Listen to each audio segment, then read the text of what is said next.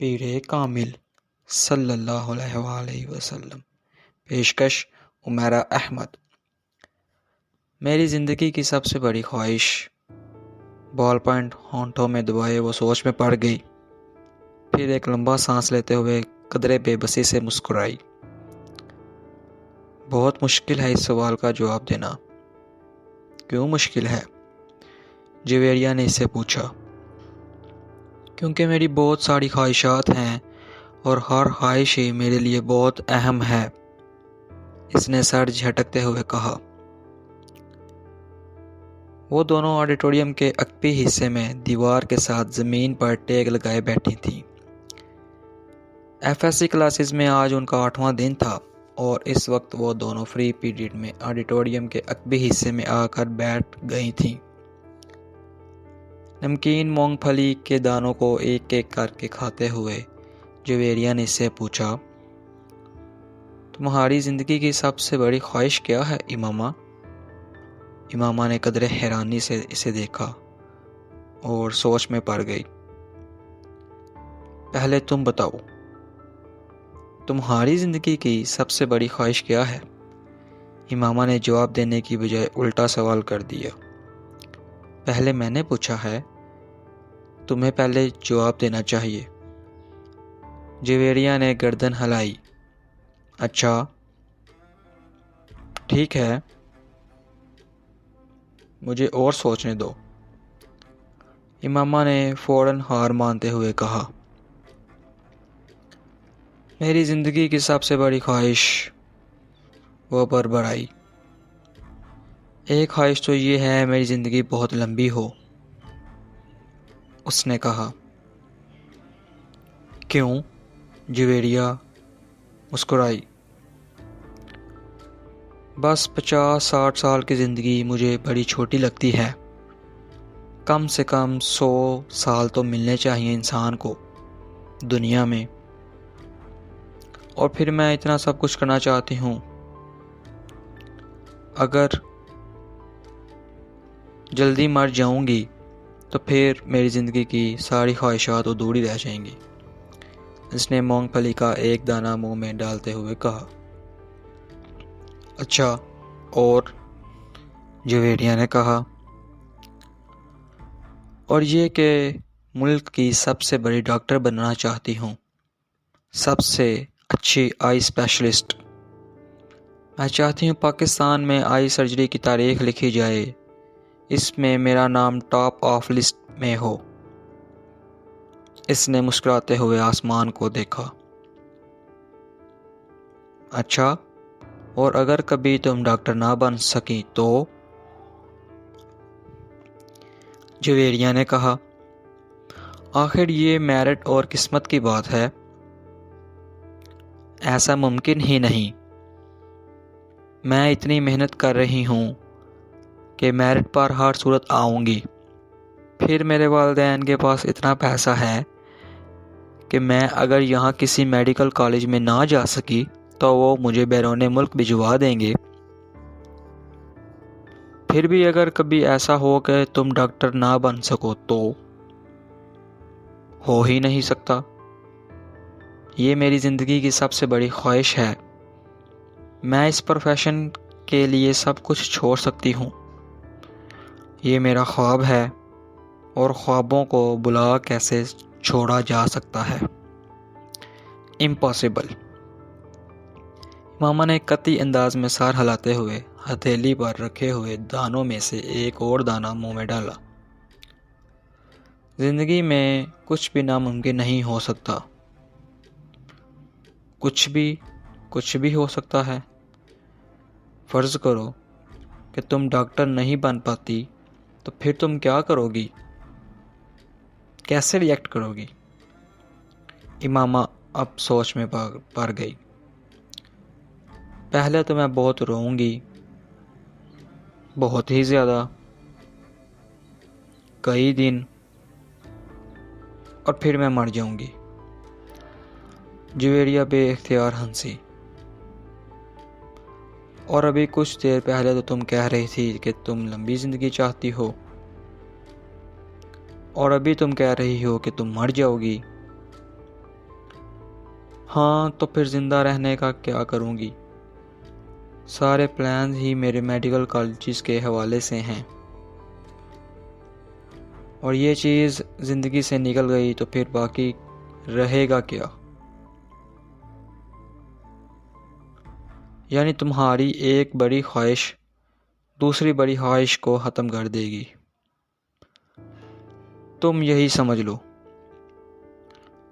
تو پھر اس کا مطلب تو یہی ہوا کہ تمہاری سب سے بڑی خواہش ڈاکٹر بننا ہے، لمبی زندگی پانا نہیں۔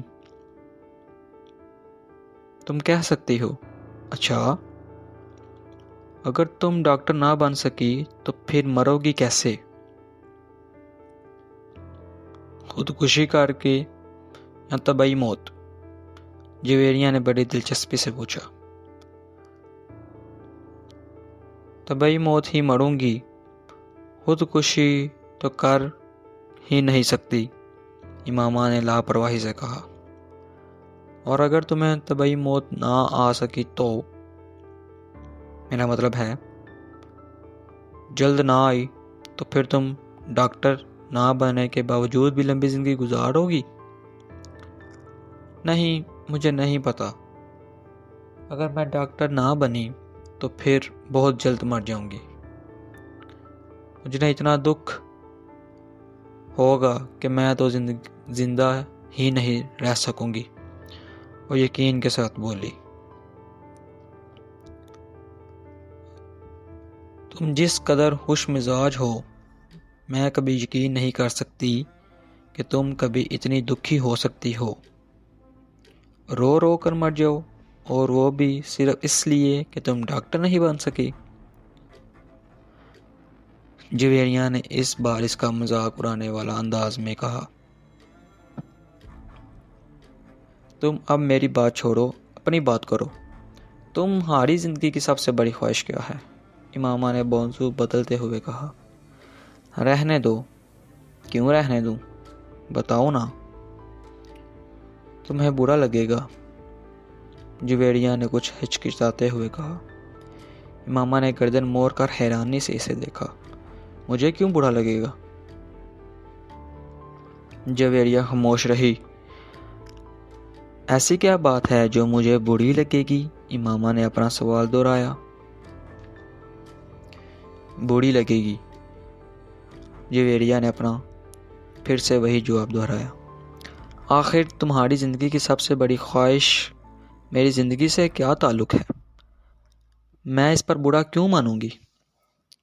امامہ نے اس بار قدرے الجھے ہوئے انداز میں پوچھا۔ کہیں تمہاری یہ خواہش تو نہیں کہ میں ڈاکٹر نہ بنوں؟ امامہ کو اچانک یاد آیا۔ جویریہ ہنس دی۔ نہیں، زندگی صرف ایک دن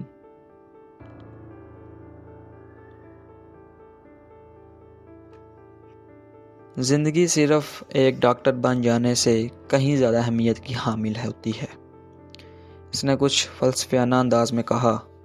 پہیلیاں بجوانا چھوڑو اور مجھے بتاؤ، امامہ نے کہا۔ میں وعدہ کرتی ہوں میں برا نہیں مانوں گی، امامہ نے اپنا ہاتھ اس کی طرف بڑھاتے ہوئے کہا۔ وعدہ کرنے کے باوجود میری بات سننے پر تم بری طرح ناراض ہوگی۔ بہتر ہے ہم کچھ اور بات کریں، جویریہ نے کہا۔ اچھا، میں اندازہ لگاتی ہوں تمہاری اس خواہش کا تعلق میرے لیے کس بہت اہم چیز ہے۔ رائٹ، امامہ نے کچھ سوچتے ہوئے کہا۔ جویریہ نے سر ہلایا۔ اب سوال یہ پیدا ہوتا ہے کہ میرے لیے کون سی چیز اتنی اہم ہو سکتی ہے کہ میں وہ بات کرتے کرتے رک گئی، مگر جب تک میں تمہاری خواہش کی نوعیت نہیں جان لیتی میں کچھ بھی اندازہ نہیں کر سکتی۔ بتاؤ جویریہ، پلیز۔ اب تو مجھے بہت ہی زیادہ تجسس ہو رہا ہے، اس نے منت کی۔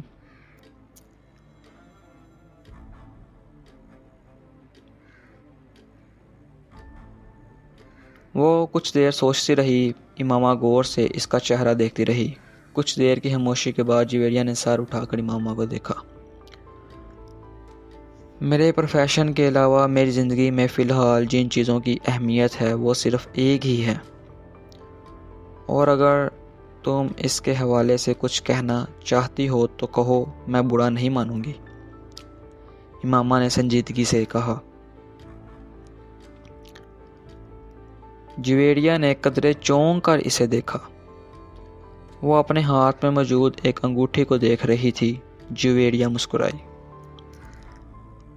میری زندگی کی سب سے بڑی خواہش یہ ہے کہ تم، جویریہ نے اسے اپنی خواہش بتائی۔ امامہ کا چہرہ ایک دم سفید پڑ گیا۔ وہ شاکڈ تھی یا حیرت زدہ، جویریہ اندازہ نہیں کر سکی، مگر اس کے چہرے کے تاثرات یہ ضرور بتا رہے تھے کہ جویریہ کے منہ سے نکلنے والے جملے اس کے ہر اندازے کے برعکس تھے۔ میں نے تم سے کہا تھا نہ تم برا مانو گی، جویریہ نے جیسے صفائی پیش کرنے کی کوشش کی، مگر امامہ کچھ کہے بغیر اسے دیکھتی رہی۔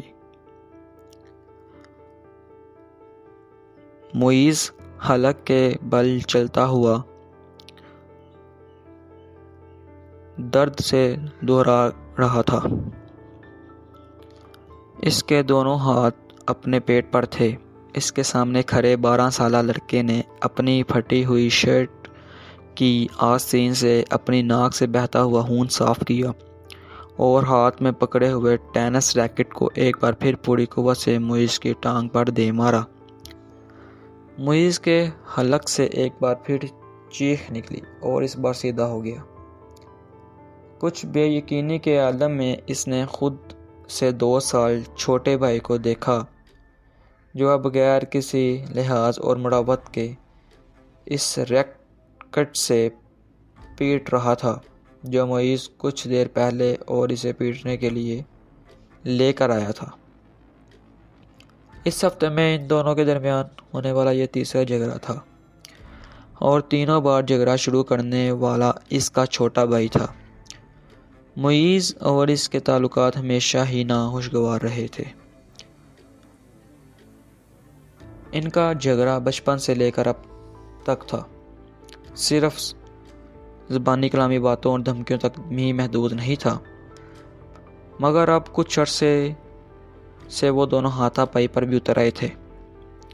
آج بھی یہی ہوا تھا۔ وہ دونوں اس کو اکٹھے واپس آ رہے تھے اور گاڑی سے اترتے ہوئے اس کے چھوٹے بھائی نے بڑی درستی کے ساتھ پیچھے ڈگی سے اس وقت اپنا بیگ کھینچ کر نکالا جب معیز اپنا بیگ نکال رہا تھا۔ بیگ کھینچتے ہوئے معیز کے ہاتھ کو بری طرح رگڑ آئی۔ معیز بری طرح تکملایا۔ تم اندھے ہو چکے ہو؟ وہ اطمینان سے اپنا بیگ اٹھائے بے نیازی سے اندر جا رہا تھا۔ معیز کے چلانے پر اس نے پلٹ کر اس کو دیکھا اور لاؤنج کا دروازہ کھول کر اندر چلا گیا۔ معیز کے تن بدن میں جیسے آگ لگ گئی۔ وہ تیز قدموں سے اس کے پیچھے اندر چلا گیا۔ اگر دوبارہ تم نے ایسی حرکت کی تو میں تمہارا ہاتھ توڑ دوں گا۔ اس کے قریب پہنچتے ہوئے معیز ایک بار پھر دوڑا۔ اس نے بیگ کندھے سے اتار کر نیچے رکھ دیا اور دونوں ہاتھ کمر پر رکھ کر کھڑا ہو گیا۔ نکالوں گا؟ تم کیا کرو گے؟ ہاتھ توڑو گے؟ اتنی ہمت ہے؟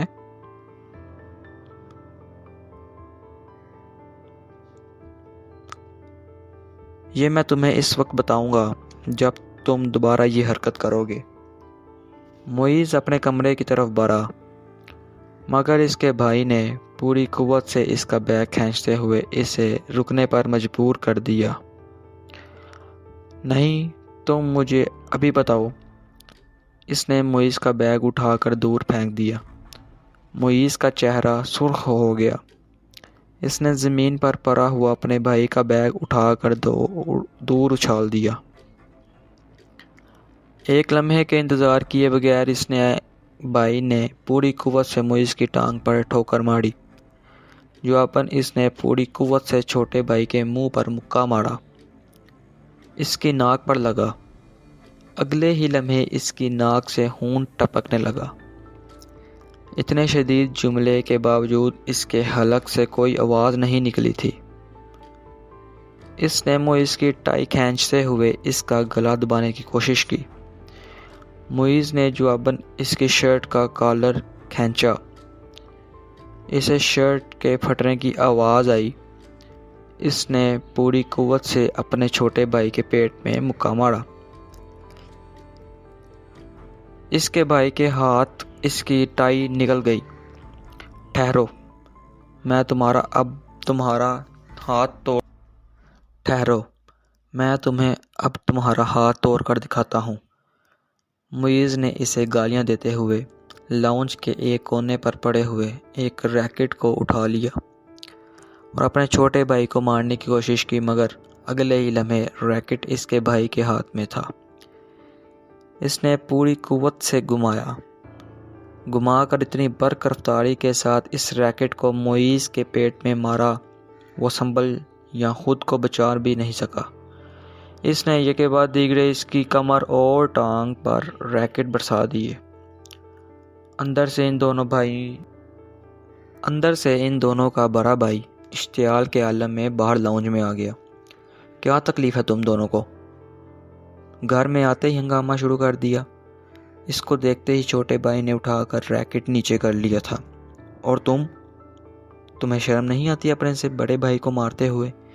इसकी नज़र अब इसके हाथ में पकड़े हुए रैकेट पर गई। नहीं आती, इसने बड़ी डटाई के साथ कहते हुए रैकेट एक तरफ उछाल दिया और बेखौफी से कुछ फासले पर पड़ा हुआ अपना बैग उठाकर अंदर जाने लगा। मुइज़ ने बुलंद आवाज़ में सीढ़ियाँ चढ़ते हुए अपने छोटे भाई से कहा, तुमको इसका खमियाजा भुगतना पड़ेगा। वो अभी तक वहाँ अपनी टांग सुला रहा था। Sure, why not? हाँ, क्यों नहीं? एक अजीब सी मुस्कुराहट के साथ सीढ़ियों के आखिरी सिरे पर रुककर इसने मुइज़ से कहा, अगली बार तुम बैट लेकर आना। टेनिस रैकेट से कुछ मज़ा नहीं आया। तुम्हारी कोई हड्डी नहीं टूटी। मुइज़ को इश्तियाल आ गया। कोई हड्डी नहीं टूटी? मुइज़ को इश्तियाल आया। तुम अपनी नाक संभालो, वो यकीनन टूट गई होगी। मुइज़ गुस्से के आलम में सीढ़ियों को देखता रहा, जहां कुछ देर पहले वो खड़ा था। मिस्टर समांथा रिचर्ड ने दूसरी रो में खिड़की के साथ पहली कुर्सी पर बैठे हुए इस लड़के को चौथी बार घूरा। वो इस वक्त भी बड़ी बेनियाजी से खिड़की से बाहर देखने में मसरूफ़ था।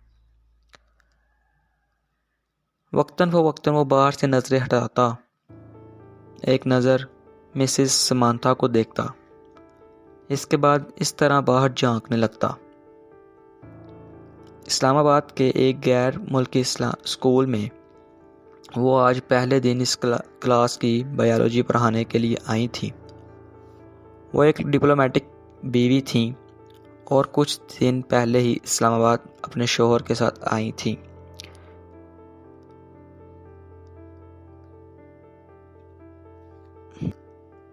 टीचिंग इनका प्रोफेशन था और जिस मुल्क में इनके शौहर की पोस्टिंग हुई वहाँ सफारत खाना से मुंसलिक स्कूल्स में पढ़ाती रहीं। अपने से पहले बायोलॉजी पढ़ाने वाले टीचर मिसिस महरीन की स्कीम ऑफ वर्क को ही जारी रखते हुए इन्होंने क्लास के साथ कुछ इब्तदाई तारुफ और गुफ्तगू के बाद दिल और निज़ाम में खून की डायग्राम राइटिंग बोर्ड पर बनाते हुए इसे समझाना शुरू किया। डायग्राम की वजाहत करते हुए इन्होंने इस लड़के को खिड़की से बाहर झांकते हुए देखा। पुरानी तकनीक का इस्तेमाल करते हुए अपनी नज़रें اس لڑکے پر مرکوز رکھتے ہوئے انہوں نے اچانک بولنا بند کر دیا۔ کلاس میں یکدم خاموشی چھا گئی۔ اس لڑکے نے سر گھما کر اندر دیکھا۔ مسٹر سمانتھا رچرڈز کے ساتھ اس کی نظریں ملیں۔ مسز سمانتھا مسکرائیں اور ایک بار پھر انہوں نے اپنا لیکچر شروع کر دیا۔ کچھ دیر تک انہوں نے اس طرح بولتے ہوئے اپنی نظریں اس لڑکے پر رکھیں جو اب اپنے سامنے پڑی نوٹ بک پر لکھنے میں مصروف تھا۔ اس کے بعد مسز سمانتھا نے اپنی توجہ کلاس میں موجود دوسرے اسٹوڈنٹس پر مرکوز کر لی۔ ان کا خیال یہ تھا کہ وہ خاصاً شرمندہ ہو چکا ہے، دوبارہ باہر نہیں دیکھے گا، مگر صرف 2 منٹ کے بعد ہی انہوں نے اسے ایک بار پھر کھڑکی سے باہر متوجہ دیکھا۔ وہ ایک بار پھر بولتے بولتے خاموش ہو گئیں۔ بلا توقف اس لڑکے نے گردن موڑ کر پھر ان کی طرف دیکھا۔ اس بار مسز سمانتھا مسکرائیں نہیں، بلکہ قدرے سنجیدگی سے اسے دیکھتے ہوئے ایک بار پھر لیکچر دیکھنا شروع کر دیا۔ چند لمحے گزرنے کے بعد انہوں نے رائٹنگ بورڈ کو دیکھنے کے بعد دوبارہ اس لڑکے کو دیکھا تو وہ ایک بار پھر کھڑکی سے باہر کی طرف دیکھ رہا تھا۔ اس بار غیر محسوس طور پر ان کے چہرے پر کچھ ناراضی نمودار ہوئی اور وہ کچھ جھنجھلاتے ہوئے خاموش ہوئیں، اور ان کے خاموش ہوتے ہی اس لڑکے نے کھڑکی کی باہر سے اپنی نظریں ہٹا کر ان کی طرف دیکھا۔ اس بار اس لڑکے کے ماتھے پر بھی کچھ شکنیں تھیں۔ ایک نظر مسز سمانتھا کو ناگواری سے دیکھ کر وہ ایک بار پھر کھڑکی سے باہر دیکھنے لگا۔ اس کا انداز اس قدر توہین آمیز تھا کہ مسز سمانتھا رچرڈز کا چہرہ سرخ ہو گیا۔ سالار، تم کیا دیکھ رہے ہو؟ انہوں نے سختی سے پوچھا۔ نتھنگ، یک لفظی جواب آیا۔ وہ اب چبھتی ہوئی نظروں سے انہیں دیکھ رہا تھا۔ تمہیں پتا ہے میں کیا پڑھا رہی ہوں؟ ہوپ سو، اس نے اندر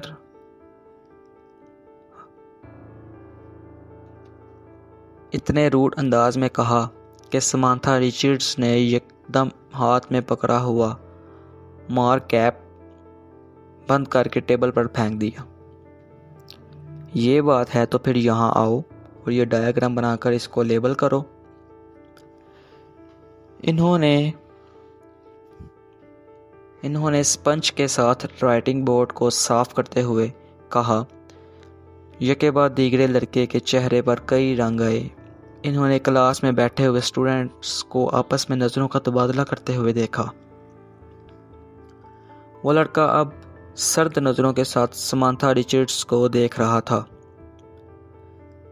جیسے ہی انہوں نے رائٹنگ بورڈ سے آخری نشان صاف کیا، وہ اپنی کرسی سے ایک جھٹکے کے ساتھ اٹھا۔ تیز قدموں کے ساتھ اس نے ٹیبل پر پڑا ہوا مارکر اٹھایا اور برق رفتاری کے ساتھ رائٹنگ بورڈ پر ڈایاگرام بنانے لگا۔ 2 منٹ 57 سیکنڈ کے بعد اس نے مارکر کے اوپر کیپ لگایا، اسے میز پر اسی انداز میں اچھالا جس انداز میں سمانتھا رچرڈز نے اچھالا تھا، اور سمانتھا کی طرف دیکھے بغیر اپنی کرسی پر آ کر بیٹھ گیا۔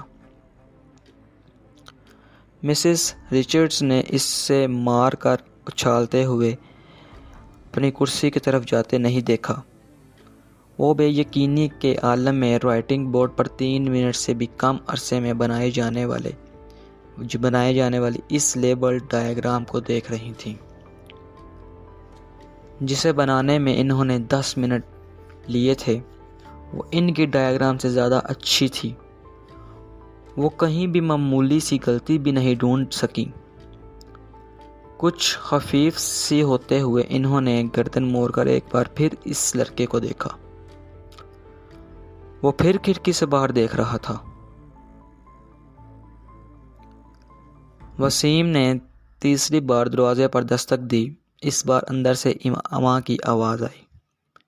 کون ہے؟ امامہ، میں ہوں، دروازہ کھولو۔ وسیم نے دروازے سے اپنا ہاتھ ہٹاتے ہوئے کہا۔ اندر خاموشی چھا گئی۔ کچھ دیر بعد دروازہ کا لاک کھلنے کی آواز آئی۔ وسیم نے دروازے کے ہینڈل کو گھما کر دروازہ کھول دیا۔ امامہ اس کی جانب پشت کر کے اپنے بیڈ کی طرف بڑھی۔ تمہیں اس وقت کیا کام آن پڑا ہے مجھ سے؟ آخر تم نے اتنی جلدی دروازہ کیوں بند کر لیا تھا؟ ابھی تو 10 بجے ہیں۔ وسیم کمرے میں داخل ہوتے ہوئے بولا۔ بس نیند آ رہی تھی مجھے۔ وہ بیڈ پر بیٹھ گئی۔ وسیم اس کا چہرہ دیکھ کر چونک گیا۔ تم رو رہی تھی؟ بے اختیار اس کے منہ سے نکلا۔ امامہ کی آنکھیں سرخ اور سوجی ہوئی تھیں اور وہ اس سے نظریں چرانے کی کوشش کر رہی تھی۔ نہیں، رو نہیں رہی تھی، بس سر میں کچھ درد ہو رہا تھا۔ امامہ نے مسکرانے کی کوشش کی۔ وسیم نے اس کے پاس بیٹھتے ہوئے اس کا ہاتھ پکڑا، ٹمپریچر چیک کرنے کی کوشش کی۔ کہیں بخار تو نہیں ہے؟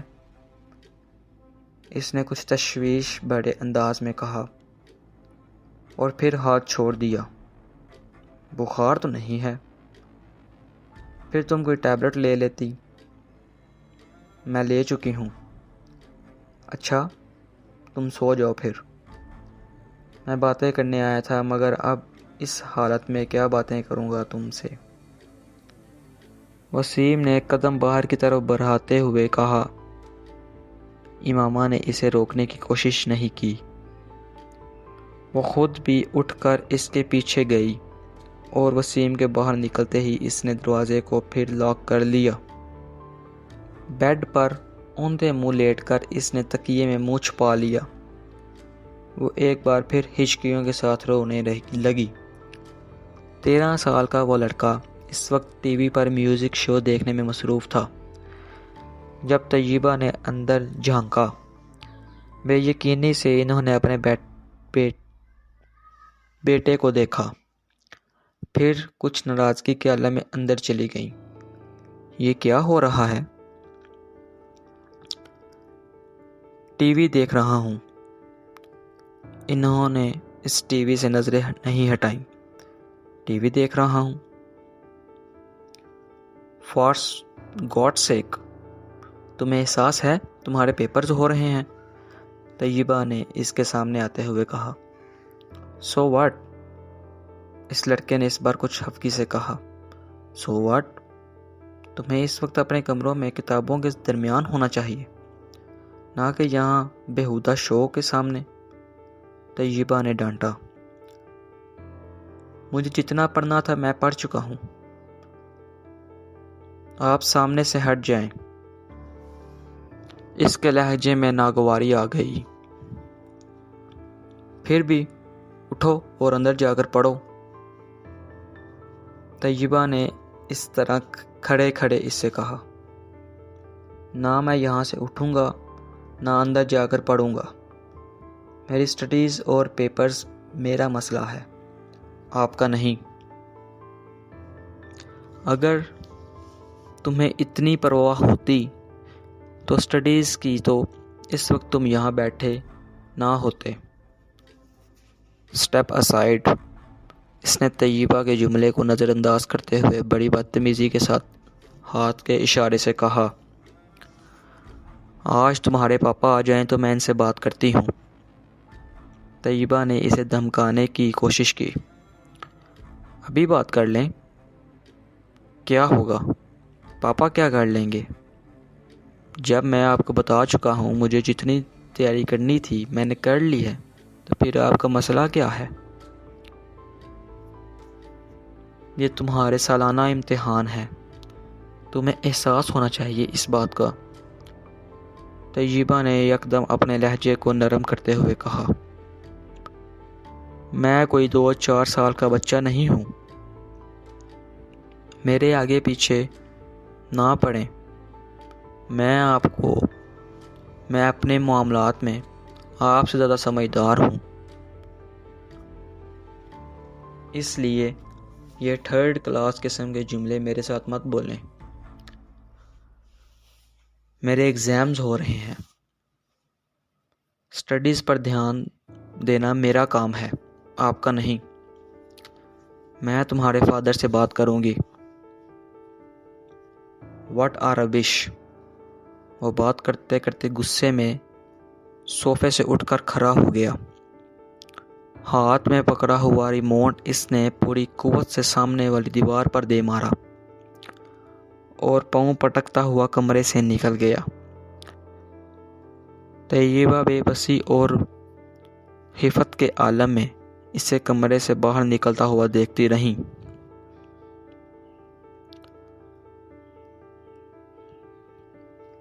فلومینا فرانس نے اپنے ہاتھ میں پکڑے پیکٹ میز پر رکھتے ہوئے ایک نظر ہال میں دوڑائی۔ پیپر شروع ہونے میں ابھی 10 منٹ باقی تھے اور ہال میں موجود اسٹوڈنٹس کتابیں، نوٹس اور نوٹ بکس پکڑے تیزی سے صفحے آگے پیچھے کرنے میں مصروف تھے۔ ان کی جسمانی حرکات سے ان کی پریشانی اور اضطراب کا اظہار ہو رہا تھا۔ فلومینا فرانس کے لیے یہ ایک بہت مانوس سین تھا جب ان کی نظریں ہال کے تقریباً درمیان میں بیٹھے ہوئے سالار پر جا ٹھہریں۔ 25 اسٹوڈنٹس میں اس وقت وہ واحد اسٹوڈنٹ تھا جو اطمینان سے کرسی پر ٹانگ رکھے بیٹھا تھا۔ اپنے ہاتھ میں اسکیل پکڑے آہستہ آہستہ اسے اپنے جوتے پر مارتے ہوئے وہ اطمینان سے ادھر ادھر دیکھ رہا تھا۔ فلومینا کے لیے یہ سین بھی نیا تھا۔ اپنے 7 سالہ کیریئر میں انہوں نے پیپرز کے دوران سالار کو اسی بے فکری اور لاپرواہی کا مظاہرہ کرتے پایا تھا۔ 9:02 پر انہوں نے سالار کے پاس گزرتے ہوئے MCQs پر مبنی آبجیکٹیو پیپر تھمایا۔ 30 منٹ کے بعد اسے وہ پیپر ان سے لینا تھا۔ 9:10 پر انہوں نے سالار کو اپنی کرسی سے کھڑا ہوتے ہوئے دیکھا۔ اس کے کھڑے ہوتے ہی ہال میں اس سے پیچھے موجود تمام اسٹوڈنٹس نے سر اٹھا کر اسے دیکھا۔ وہ پیپر ہاتھ میں لیے فلومینا فرانس کی طرف جا رہا تھا۔ فلومینا فرانس کے لیے یہ بھی نیا سین تھا۔ وہ پہلے بھی یہی کچھ دیکھتی آئی تھی۔ 30 منٹ میں حل کیا جانے والا پیپر وہ 8 منٹ میں حل کر کے ان کے سر پر کھڑا تھا۔ پیپر کو دوبارہ دیکھ لو، انہوں نے یہ جملہ اس سے کہا۔ وہ جانتی تھی اس کا جواب کیا ہوگا۔ میں دیکھ چکا ہوں۔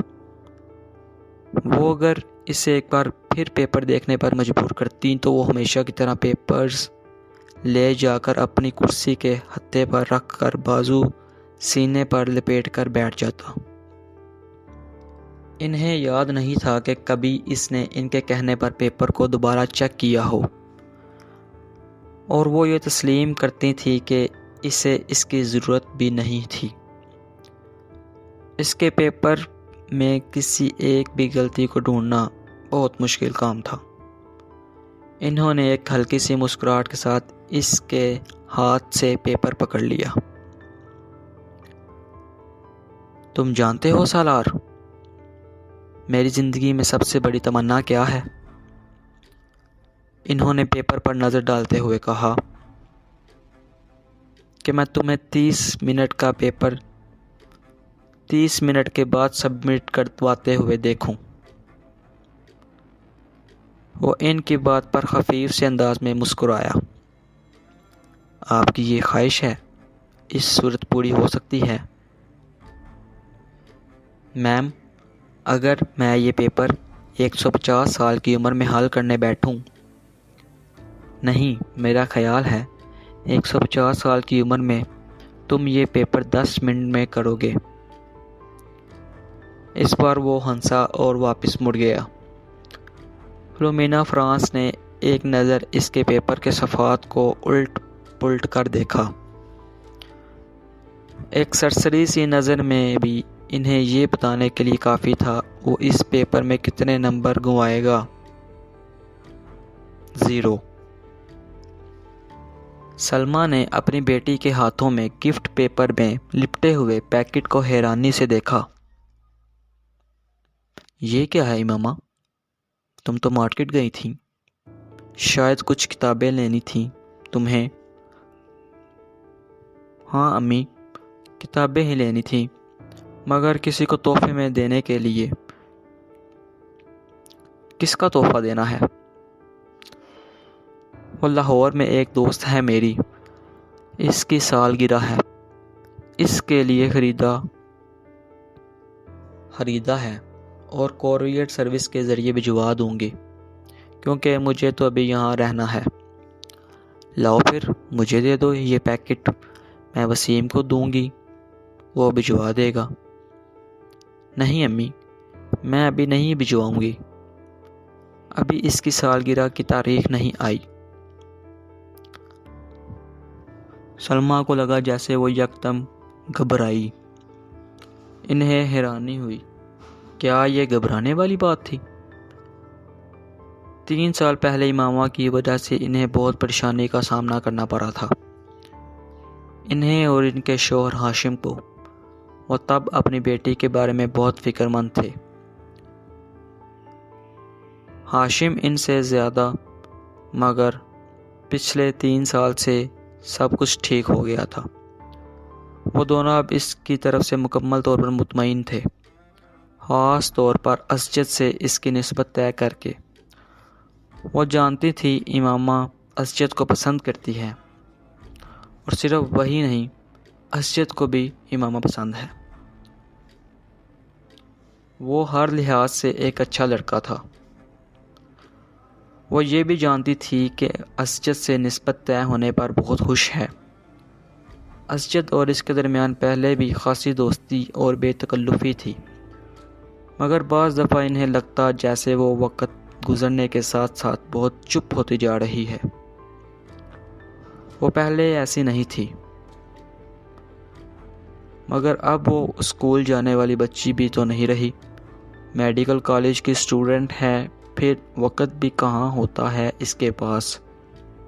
سلمیٰ ہمیشہ خود کو تسلی دے لیتی۔ وہ ان کے سب سے چھوٹی بیٹی تھی، بڑی 2 بیٹیوں کی شادی کر چکی تھی، ایک بیٹے کی بھی شادی کر چکی تھی، جب کہ 2 بیٹے اور امامہ غیر شادی شدہ تھے۔ اچھا ہی ہے کہ یہ سنجیدہ ہوتی جا رہی ہے، لڑکیوں کے لیے سنجیدگی اچھی ہوتی ہے، انہیں جتنی جلدی اپنی ذمہ داریوں کا احساس ہو جائے اتنا ہی اچھا ہے۔ سلمیٰ نے ایک گہری سانس لیتے ہوئے امامہ سے نظریں ہٹا لیں۔ وہ چھٹیوں میں گھر آئی تھیں اور جتنے دن وہ یہاں رہتیں ان کی نظریں اسی پر مرکوز رہتیں۔ پتہ نہیں یہ ساجد کہاں رہ گیا، جو بھی کام اس کے ذمہ لگاؤ بھول ہی جاتا ہے۔ انہیں اچانک اپنے ملازم کا خیال آیا، جس کے پیچھے وہ لاؤنج میں آئی تھیں۔ وہ بربراتے ہوئے لاؤنج سے نکل آئیں۔ یہ نیو ایئر نائٹ تھی، نیا سال شروع ہونے میں 30 منٹ باقی تھے۔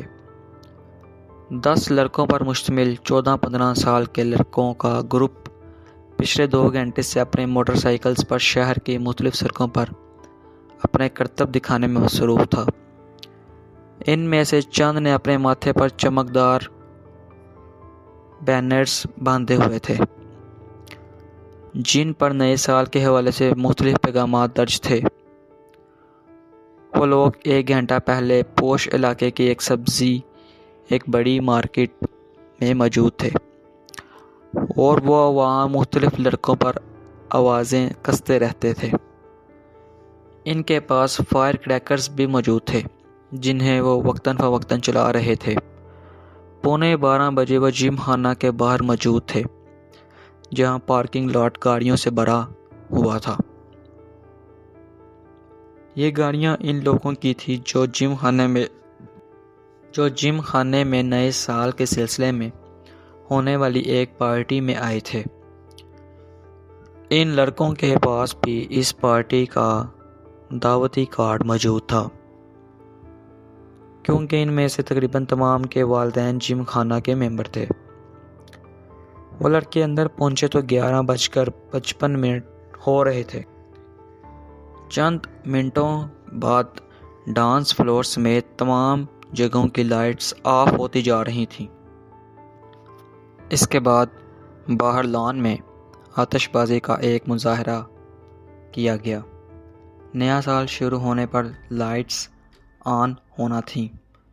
اس کے بعد تقریباً تمام رات وہاں رقص کے ساتھ شراب پی جاتی جس کا اہتمام نئے سال کی تقریب کے لیے جم خانہ کی انتظامیہ خاص طور پر کرتی تھی۔ لائٹس آف ہوتے ہی وہاں ایک طوفان بدتمیزی کا آغاز ہو جاتا تھا۔ وہاں موجود لوگ اسی طوفان بدتمیزی کے لیے وہاں آتے تھے۔ 15 سالہ وہ لڑکا بھی 10 لڑکوں کے اس گروپ کے ساتھ آنے کے بعد اس وقت ڈانس فلور پر ڈانس کر رہا تھا۔ ڈانس میں اس کی مہارت قابل دید تھی۔ 12 بجنے میں 10 سیکنڈ رہ جانے پر لائٹس آف ہو گئیں۔ ٹھیک 12 بجے لائٹس یکدم دوبارہ آن کر دی گئیں۔ اندھیرے کے بعد سیکنڈز گننے والوں کی آوازیں اب شور اور خوشی کے کہکوں اور چیخوں میں بدل گئی تھیں۔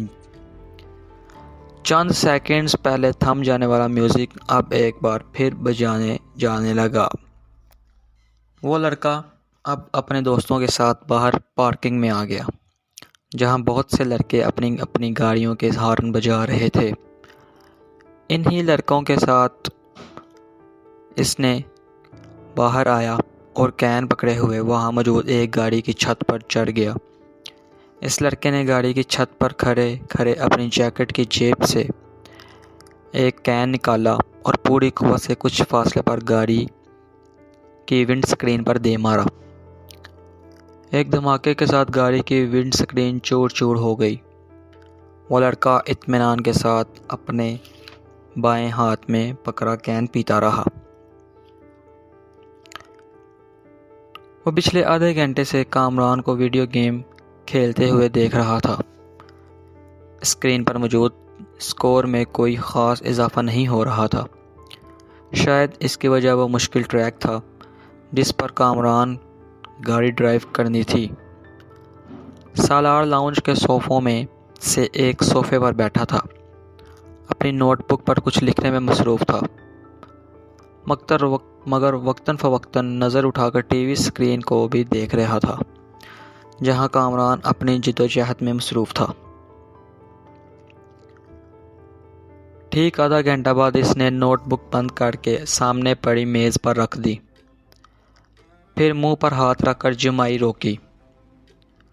دونوں ٹانگیں سامنے پڑی میز پر رکھ کر دونوں ہاتھوں کی انگلیاں سر کے پیچھے باندھے وہ کچھ دیر تک اسکرین کو دیکھتا رہا جہاں کامران اپنے تمام چانسز ضائع کرنے کے بعد ایک بار پھر نیا گیم کھیلنے کی تیاری میں کر رہا تھا۔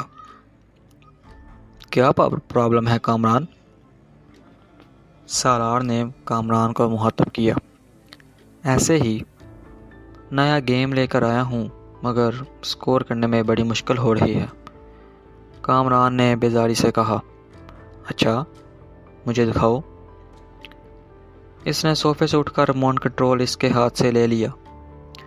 کامران نے دیکھا پہلے 20 سیکنڈ میں ہی سالار اسے جس سپیڈ پر دوہرا رہا تھا اس سپیڈ پر کامران اب تک نہیں دوہرا پایا تھا۔ جو ٹریک اسے بہت مشکل لگ رہا تھا وہ سالار کے سامنے ایک بچگانہ چیز محسوس ہو رہا تھا۔ 1 منٹ بعد وہ مجھے سپیڈ پر گاڑی دوہرا رہا تھا، اس سپیڈ پر کامران کے لیے اس پر نظریں جمانا مشکل ہو گیا۔ جبکہ سالار اس سپیڈ پر بھی گاڑی کو مکمل طور پر کنٹرول کرتے ہوئے بھگا رہا تھا۔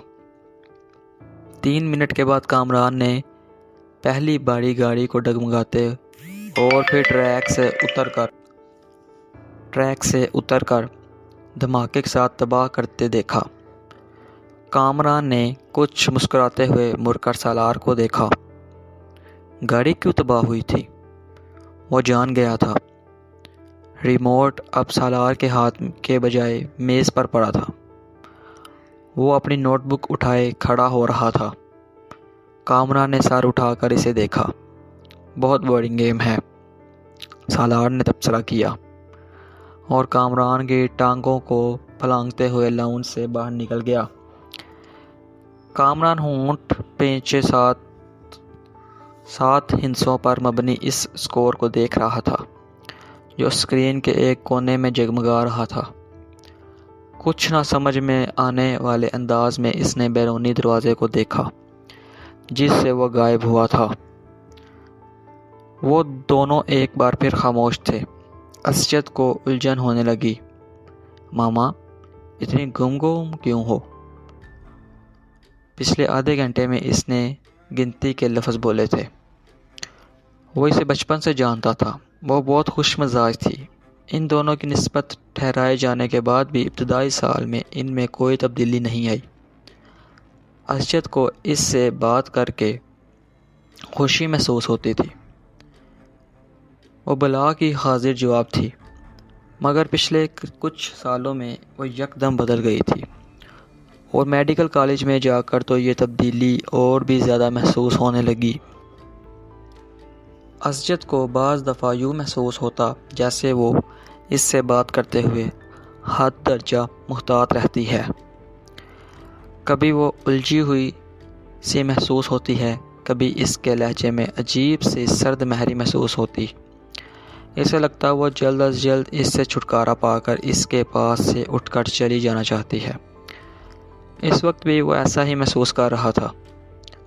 میں کئی بار سوچتا ہوں کہ میں خواہ مخواہ ہی تمہارے لیے یہاں آنے کا تردد کرتا ہوں۔ تمہیں تو اس سے کوئی فرق ہی نہیں پڑتا، میں آؤں یا نہ آؤں۔ اسجد نے ایک گہری سانس لی۔ وہ اس کے بالمقابل چیئر پر بیٹھی دور باؤنڈری والی چیئر پر بیل گھوڑی دیکھ رہی تھی۔ اسجد کی شکایت پر اس نے گردن ہلائے بغیر اپنی نظریں بیل سے ہٹا کر اسجد پر مرکوز کر دیں۔ اسجد نے سوالیہ نظروں سے اسے دیکھا مگر وہ خاموش رہی۔ اس نے لفظوں میں کچھ رد و بدل کے ساتھ اپنا سوال دہرایا، تمہیں میرے آنے سے کوئی فرق نہیں پڑے گا ماما؟ کیوں؟ ٹھیک کہہ رہا ہوں نا؟ اب میں کیا کہہ سکتی ہوں اس پر؟ تم کم از کم انکار تو کر سکتی ہو، میری بات کو جھٹلا سکتی ہو کہ ایسی بات نہیں ہے، میں غلط سوچ رہا ہوں اور ایسی بات نہیں ہے، آپ غلط سوچ رہے ہیں، امامہ نے اس کی بات کاٹ کر کہا۔ اس کا لہجہ اب بھی اتنا ہی ٹھنڈا اور چہرہ اتنا ہی بے تاثر تھا جتنا پہلے تھا۔ اسجد ایک ٹھنڈی سانس لے کر رہ گیا۔ ہاں، میری دعا اور خواہش تو یہی ہے کہ ایسا نہ ہو۔ میں واقعی غلط سوچ رہا ہوں، مگر تم سے بات کرتے ہوئے میں بار بار محسوس کر رہا ہوں کہ تم اداس ہو۔ کس بات سے آپ ایسا محسوس کر رہے ہیں؟ بہت سی باتوں سے۔ تم میری کسی بات کا ڈھنگ سے جواب ہی نہیں دیتی، حالانکہ میں آپ کی ہر بات کا ڈھنگ سے جواب دینے کی بھرپور کوشش کرتی ہوں۔ لیکن اب اگر آپ کو میرے جواب پسند نہ آئیں تو میں کیا کر سکتی ہوں؟ اسجد کو اس بات کرتے ہوئے کچھ مزید خفا محسوس ہوئی۔ میں نے یہ کب کہا کہ مجھے تمہارے جواب پسند نہیں آئے؟ میں تو صرف یہ کہہ رہا ہوں کہ میری ہر بات کے جواب میں تمہارے پاس ہاں اور نہیں کے علاوہ کچھ نہیں ہوتا۔ بعض دفعہ تو مجھے لگتا ہے جیسے میں اپنے آپ سے باتیں کر رہا ہوں۔ اگر آپ مجھ سے پوچھیں گے کہ تم ٹھیک ہو تو میں اس کا جواب ہاں یا نہیں میں ہی دوں گی۔ ہاں اور نہیں کے علاوہ اس سوال کا جواب کسی تقریر سے دیا تو نہیں جا سکتا۔ تو آپ مجھے وہ دے دیں۔ وہ بالکل سنجیدہ تھی۔ ہاں اور نہیں کے ساتھ بھی تو کچھ کہا جا سکتا ہے، اور کچھ نہیں تو جواباً میرا حال ہی پوچھ سکتی ہو۔ میں آپ کا کیا حال پوچھوں؟ ظاہر ہے اگر آپ میرے گھر آئے ہیں، میرے سامنے بیٹھے ہیں، مجھ سے باتیں کر رہے ہیں تو اس کا واضح مطلب تو یہی ہوا کہ آپ ٹھیک ہیں، ورنہ آپ اس وقتاً اپنے گھر بستر پر ہوتے۔ یہ فارمیلٹی ہوتی ہے امامہ۔ اڑے آپ جانتے نہیں، میں فارمیلٹیز پر یقین نہیں رکھتی۔ آپ بھی مجھ سے میرا حال نہ پوچھا کریں، میں بالکل مائنڈ نہیں کروں گی۔ اسجد جسے وہ لاجواب کر چکی تھی۔ ٹھیک ہے، فارمیلٹیز کو چھوڑو، بندہ کوئی اور بات کر لیتا ہے، کچھ ڈسکس کر لیتا ہے، اپنی مصروفیات کے بارے میں ہی کچھ بتا دیتا ہے۔ اسجد، میں آپ سے کیا ڈسکس کروں؟ آپ بزنس کرتے ہیں، میں میڈیکل کی اسٹوڈنٹ ہوں۔ آپ سے میں کیا پوچھوں؟ اسٹاک مارکیٹ کی پوزیشن، انڈیکس میں کتنے پوائنٹس کا اضافہ ہوا، یا اگلی کسی اسائنمنٹ پر پوچھوں؟ اس بار گورنمنٹ نے آپ کو کتنی اور بیٹ دی؟ اس کا لہجہ اب بھی اتنا ہی سرد تھا۔ یا آپ سے اکانومی ڈسکس کروں؟ کون سے عوامل انسان کے جگر کو متاثر کر سکتے ہیں؟ بائی پاس سرجری میں اس سال کون سی نئی ٹیکنیک استعمال کی گئی ہے؟ دل کی دھڑکن بحال کرنے کے لیے کتنے سے کتنے وولٹ کا الیکٹرک شاک دیا جاتا ہے؟ تو ہم دونوں کی مصروفیات تو یہ ہیں کہ اب ان کے بارے میں ڈسکشن سے آپ اور میں محبت اور بے تکلفی کی کون کون سی منزلیں طے کریں گے، وہ میری سمجھ سے باہر ہے۔ اسجد کا چہرہ سرخ ہو گیا۔ اب وہ اس لمحہ کو کوس رہا تھا جب اس نے امامہ سے شکایت کی تھی۔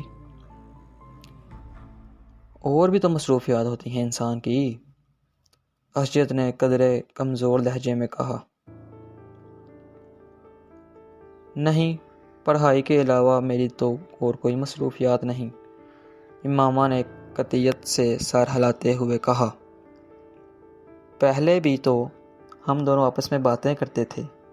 امامہ نے اس کی بات کاٹ دی۔ پہلے کی بات چھوڑیں، اب میں وقت ضائع کرنا افورڈ نہیں کر سکتی۔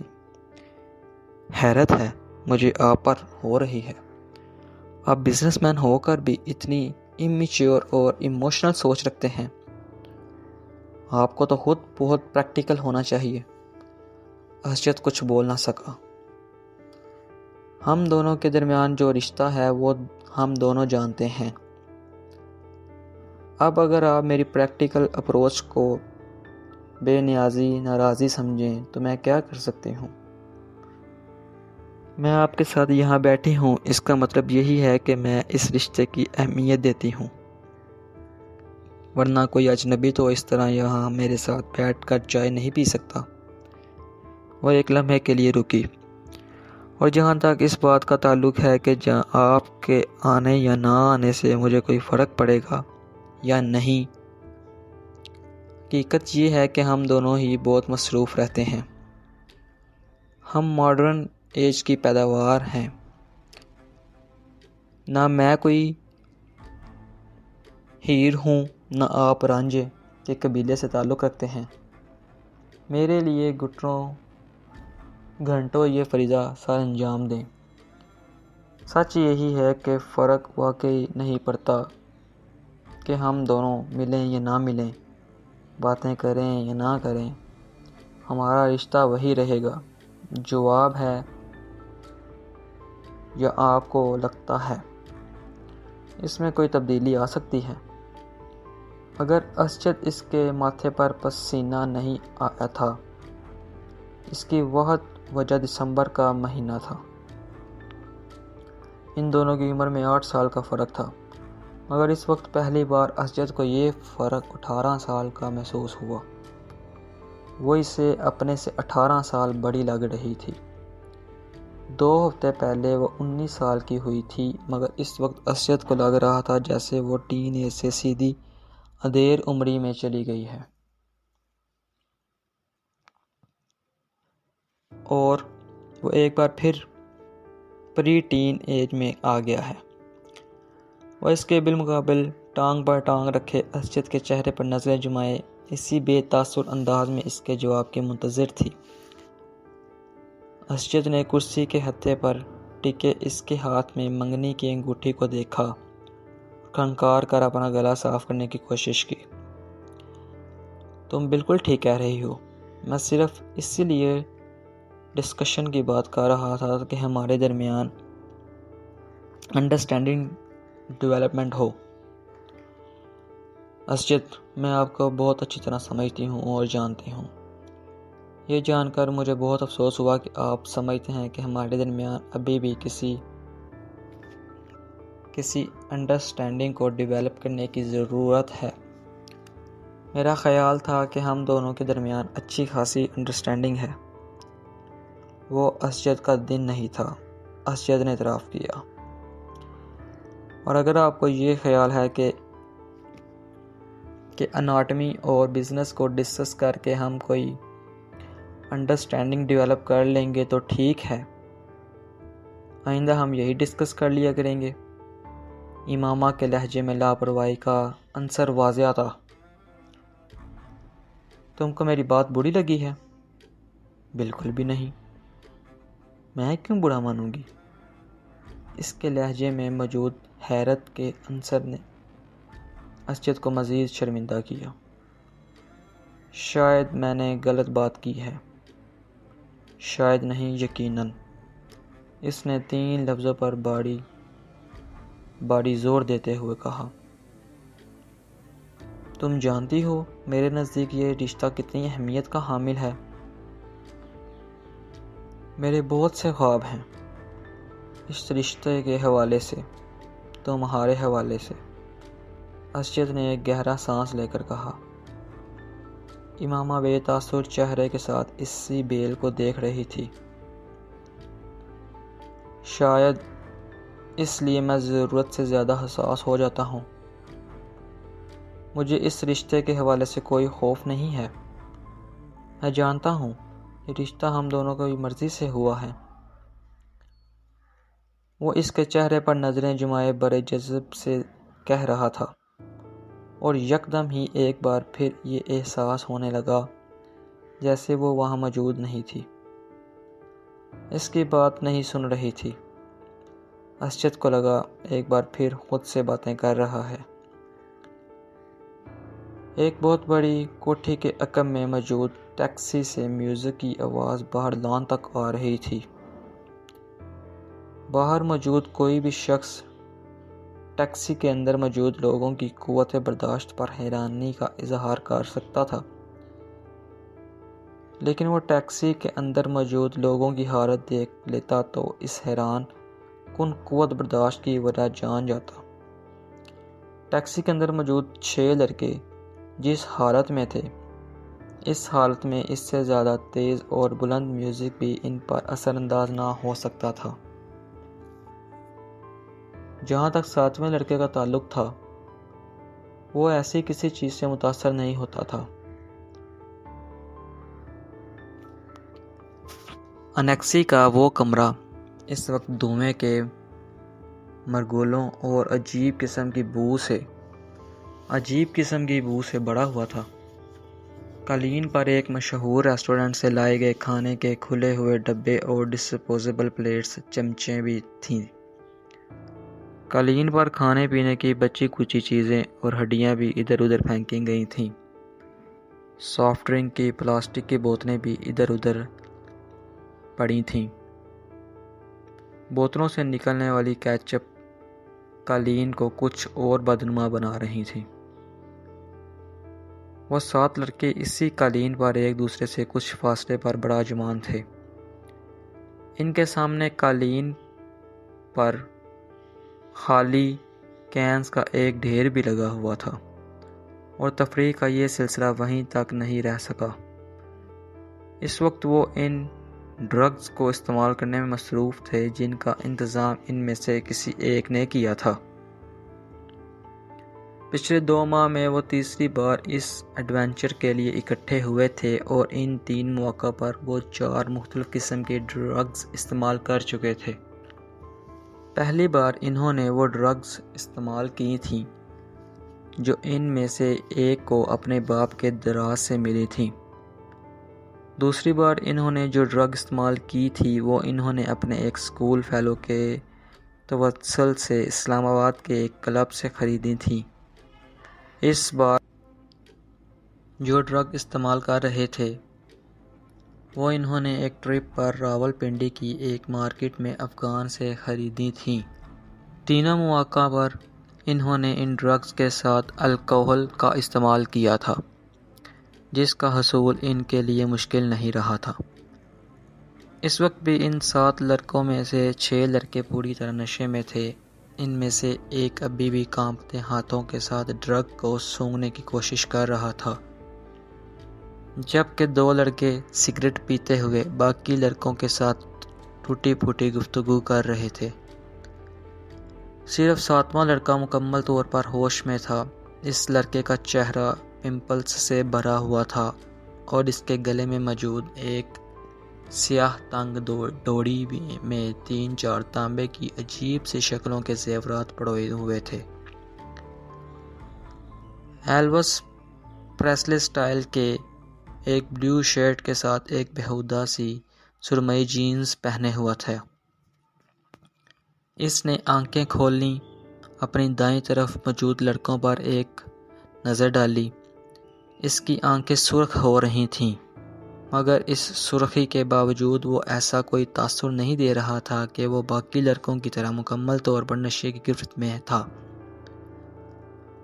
چند منٹ انہیں دیکھنے کے بعد اس نے سیدھے ہوتے ہوئے ڈبیا میں موجود باقی ڈرگ کونے میں رکھ دیں۔ ایک چھوٹے سے اسٹرا کے ساتھ اسے سونگھنے لگا۔ کافی دیر کے بعد اس نے اسٹرا کو ایک طرف پھینک دیا اور اپنے ہاتھ کی پوٹ پر تھوڑی سی ڈرگ رکھ کر زبان کی نوک کے ساتھ کچھ دلچسپی تجسس مگر احتیاط کے ساتھ اسے چکھا۔ دوسرے ہی لمحے اس نے برق رفتاری کے ساتھ اپنے بائیں جانب تھوکا۔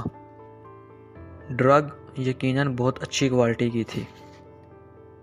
اس کی آنکھیں اب پہلے سے زیادہ سرخ ہو رہی تھیں، مگر ابھی بھی وہ اپنے ہوش و حواس میں تھا۔ اس کے چہرے کے تاثرات سے اندازہ ہو رہا تھا کہ وہ اپنی سرگرمی سے کچھ زیادہ محظوظ نہیں ہوا۔ 1-2 منٹ کے بعد اس نے اپنے پاس قالین پر پڑے ہوئے کین سے چند گھونٹ لیتے ہوئے ڈرگ کے ذائقے کو صاف کرنے کی کوشش کی۔ کین رکھنے کے بعد وہ چند منٹ تک کمرے میں ہی موجود ڈرگ کو دیکھتا رہا۔ دوسرے 6 لڑکے اس وقت نشے میں پوری طرح دھت کارپیٹ پر اوندھے سیدھے پڑے تھے،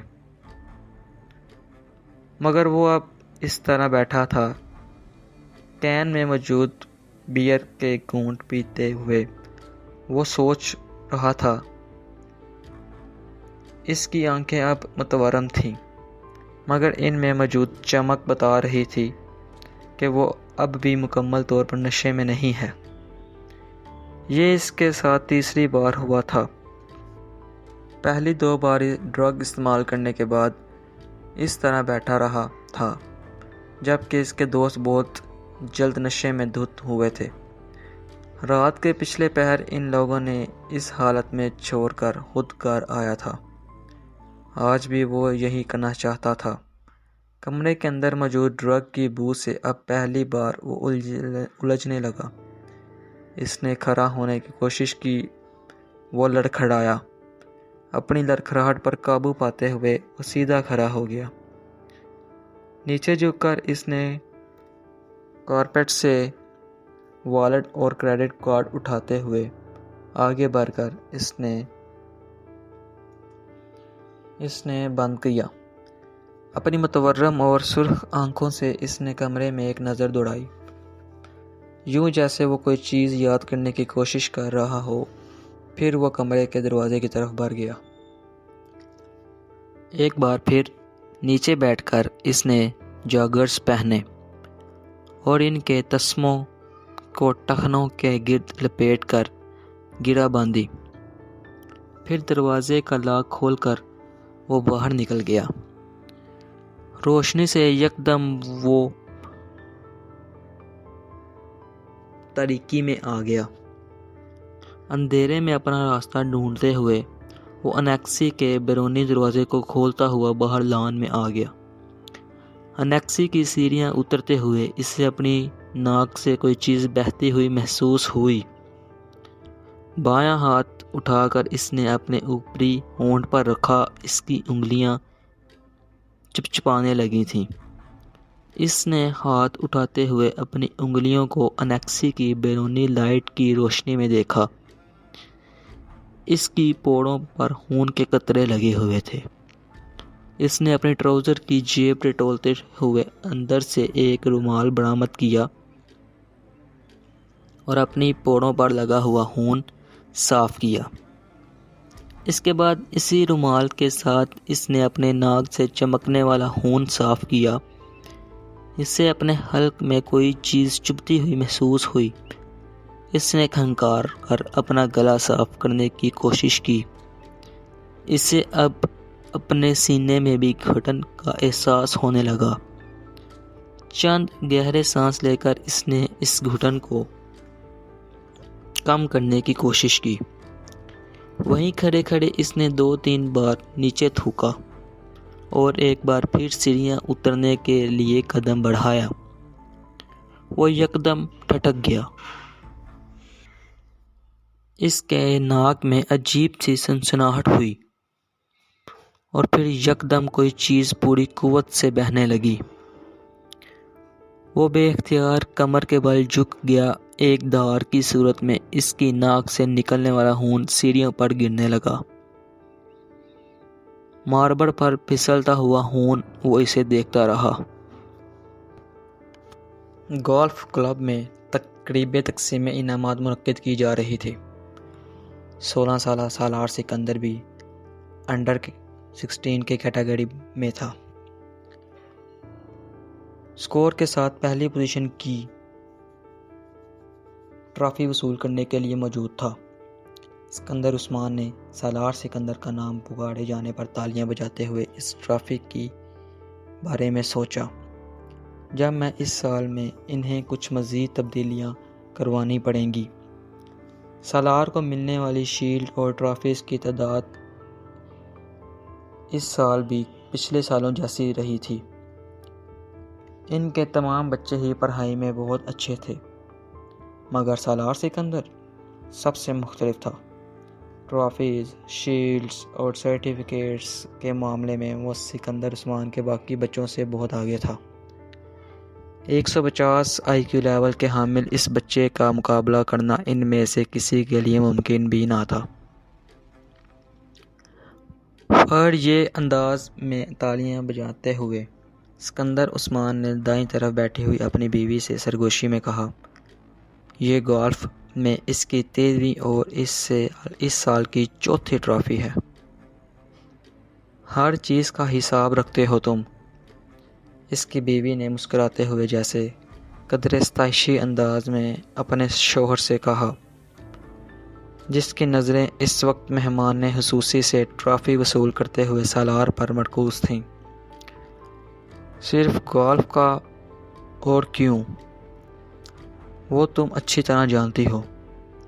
سکندر عثمان نے اپنی بیوی کو دیکھا جو اب سیٹ کی طرف جاتے ہوئے سالار کو دیکھ رہی تھی۔ آئی بیٹ اگر اس وقت اس مقابلے میں شرکت کرنے والے پروفیشنل کھلاڑیوں کے ساتھ کھیل رہا ہوتا تو اس وقت کے ساتھ میں یہی ٹرافی ہوتی۔ سکندر عثمان نے بیٹے کو دور سے دیکھتے ہوئے کچھ فخریہ انداز میں دعویٰ کیا۔